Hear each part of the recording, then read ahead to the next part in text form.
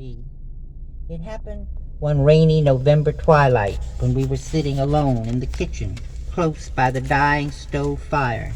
Supper was over, the dishes stacked, and Queenie was tucked in a rocker, snoring.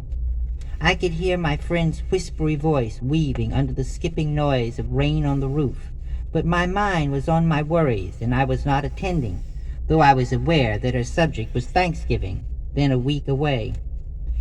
My cousins had never married. Uncle B had almost married, but his fiancée returned the engagement ring when she saw that sharing a house with three very individual spinsters would be part of the bargain. However, they boasted extensive family connections throughout the vicinity, cousins aplenty, and an aunt, Mrs. Mary Taylor Wheelwright, who was 103 years old. As our house was the largest and the most conveniently located, it was traditional for these relations to aim themselves our way every year at Thanksgiving. Though there were seldom fewer than 30 celebrants, it was not an onerous chore, because we provided only the setting and an ample number of stuffed turkeys.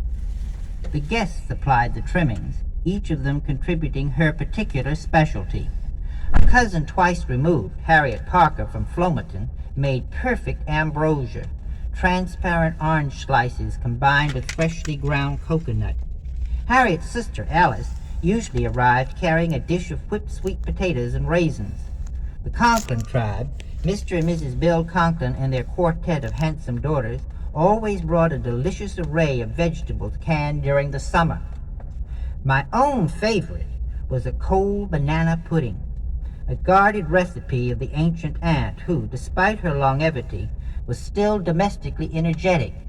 To our sorrow, she took the secret with her when she died in 1934, aged 105, and it wasn't age that lowered the curtain. She was attacked and trampled by a bull in a pasture.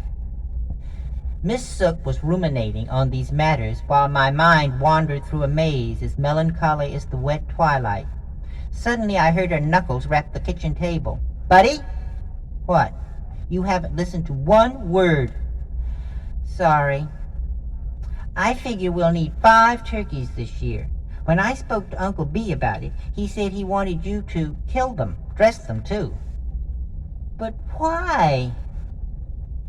"He says the boy ought to know how to do things like that." Slaughtering was Uncle B's job.